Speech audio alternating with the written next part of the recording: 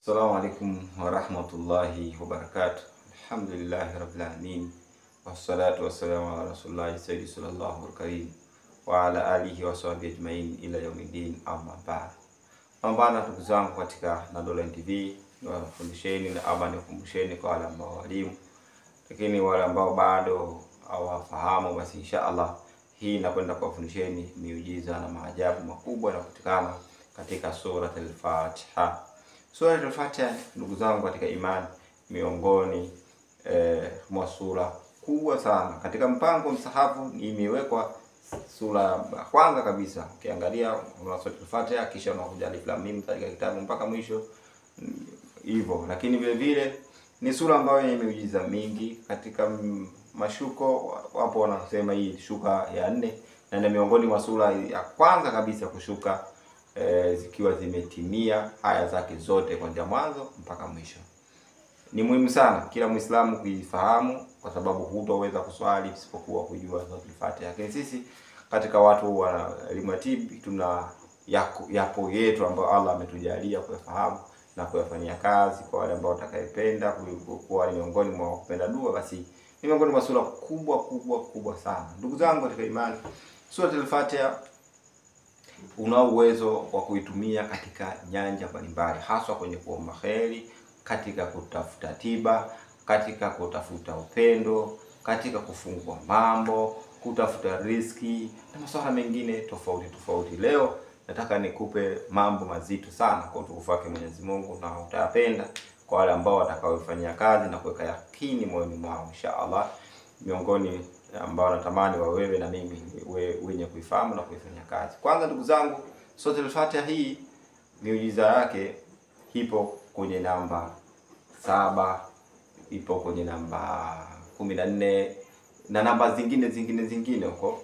Sawa, mimi niwaambieni, mtu akachukua maji tu mengi, kwa mfano akachukua maji ya mvua ama bilika ama akatia kwenye jagi au vipi, akasoma hii Surat al-Fatiha mara 75 kisha akasoma hata kwa 75, aweke chumvi ya mawe kidogo mule, aweke alititi, hakiwa anatumia tu maji hayo kwa ajili ya kuoga na kunywa, anaoga usiku, anaoga mchana, anakunywa mchana, anakunywa asubuhi, anakunywa jioni. Maana yake kunywa atakunywa mara 3 na kuoga na atakuwa anafanya mara 2 kwa siku. Atumia siku 2, siku 3, siku 4, siku 5 au siku 7 kama mpaka mwisho. Basi kwa utukufu wake Allah Subhanahu wa Ta'ala, hata baki kijini ama uchafu wa kijini ama nuksi au mabalaa yote ile au uchawi au sihiri katika mwili wake haitaweza kubaki. Lakini vile vile Surat al-Fatiha tumeambiwa hii ndio umul kitab, hii ndio mama wa msahafu mzima. Yaani kila unachokijua katika msahafu ipo ndani ya Surat al-Fatiha. Ukisema ihdina siratal mustaqim, tuongoze njia iliyonyooka. Njia iliyonyooka ni nini? Ukisoma kwenye Qur'ani huko utaenda kuambiwa kuabudu Mwenyezi Mungu, usimshirikishe, usifanye hivi, usionge uongo, usile mayatima. Yote hali ndio utafute njia iliyonyooka ambayo Mungu atakuelezea. Ukienda kusema ihdina siratal mustaqim, siratal ladhina an'amta alaihim, wale ambao waliongoka kama sisi au kabla yetu sisi ni akina nani? Ukienda kusoma kwenye msahafu utaenda kuambiwa kulikuwa kuna kina Ibrahimu, kulikuwa kuna kina mitume mbalimbali Allah aliwajalia waliongoka. Ukisikia waliopotea kina nani, utakuta kwa kina Firauni. Yaani unachokijua wewe, unachokisikia kipo ndani ya Surat al-Fatiha. Kwa hiyo hii sura ukiitumia vizuri kwa yakini na imani, unaweza kujikuta kila unalolikusudia, kila unalolitaka, kila unalolipenda kwa uwezo wa Mwenyezi Mungu utaikuta. Kwa nini? Sura hii vile vile ukiangalia herufi zake unaambiwa iko 156.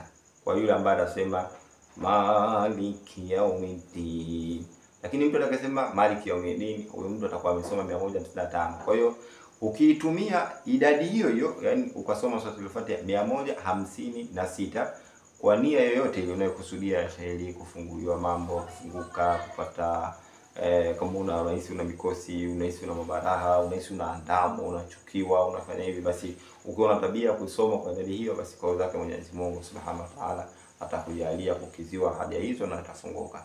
Lakini vile vile Surat al-Fatiha unaambiwa ndo ni dawa, ni shifa. Hadithi nyingi za Mtume Muhammad sallallahu alaihi wasallam zimekuja kwamba Surat al-Fatiha shifa, Surat al-Fatiha shifa, Surat al-Fatiha shifa. Unaitumiaje? Wapo wanawachuoni wamesema, na ni hadithi yenyewe kutoka kwa Mtume kwamba atakayechukua maji akayasomea Surat al-Fatiha mara 70 akasomea surati Nas mara 70, surati Ikhlas mara 70, surati Falaq mara 70, Ayatul Kursi nayo mara 70, mtu huyo maji hayo akatumia kunywa pamoja na kuoga, haitabaki maradhi yoyote ya kijini, kikawaida, kiuchawi, kwa namna yoyote. Mtu huyo atakuwa amenusurika na kila aina hadha, haswa katika maradhi, na atapata shifa iliyokuwa nzuri tena iliyokuwa kamili. Wakaongeza watu wanawachuoni kwamba hataongeza na hizi haya 4 za mwisho katika surati Hashiri, unaweza kusoma mara 70 au mara 7 tu. Basi kwa utukufu wake Mwenyezi Mungu, mtu huyo atafunguka na mambo yake atakwenda kuwa mazuri pasi na shaka yote. Huyu mtu ambaye anahisi yeye mwili wake ana uchawi, amemloga huko, amemfunga, basi anaambiwa huyu mtu akachukue tu hizi majani ya sidri au majani ya mkunazi, mara majani 7, asage atie kwenye maji, ajaze lawa kama jagi au birika au kitu chochote kile, kisha akasomea hii suratul Fatiha 7, akasomea Kursi 7, akasomea Qul Huwallahu 7, suratul Falaq 7, akasomea suratul Nas 7. Basi mtu huyo hana hakinywa maji hayo kwa uwezo wake Mwenyezi Mungu, kama katika mwili wake ama ndani katika kiwili chake kutakuwa kuna uchawi, kuna ilisi, kuna kifungo, kuna nini, basi hatafunguka na pasina shaka yoyote kwa uwezo wake Mwenyezi Mungu atakuwa ameondokana. Isipokuwa sisahau katika hilo kisomo chake kuweka Ayatul Kursi 7, kusoma haya 4 za mwisho zile katika sura Hashiri, kusoma Qul Huwallahu, Qul uhiya ilayya annahu samaha ala farumul jini mpaka ala Allah shadada, kisha na kusoma Qul ya ayyuhal kafirun. Zote hizo atasoma mara 7 kwa uwezo wa Mwenyezi Mungu. Mtu akanywa kunywa kutoka katika hayo maji, hii ni dawa inafungua hata kwa yule mwanaume aliyefungwa kuweza kumwingilia mkewe, basi hii ni dawa nzuri sana. Yule aliyefungwa kama ana mitihani labda tumbo lake anahisi umemlisha watu uchawi na hivi, basi itabatilika na tutaondoka pasina shaka yote. Hata kama yule ambaye kwenye mwili kuna kwenye tumbo lake au mwili wake amefungiwa shetani, hawezi kutoka. Unashangaa mtu kila ukimpa dawa jini yule atoki hivi, usikute amewekewa kifungo. Wewe unahangaika tu mafusho visomo. Kumbe ni ungetumia tu simple ukafungua na jini yule ataondoka. Kwa hiyo inshallah tutakwenda kuendelea na maandalizi yake katika hii miujiza ya suratul Fatiha. Inshallah tuzidisheni dua katika madua yetu, lakini tusisahau kusoma suratul Fatiha walau kwa kila siku, hata mara 5 hata mara 7. Utaona mambo yako mengi yanafunguka kwa utukufu wake Mwenyezi Mungu Subhanahu wa Ta'ala. Usikose vitabu vya Maibuka, swali, ushauri, maoni mbalimbali, tunaweza tukawasiliana. Na kwa wale ambao wanahitaji kujiunga katika WhatsApp, inshallah karibuni sana. Asalamu alaykum wa rahmatullahi wa barakatuh.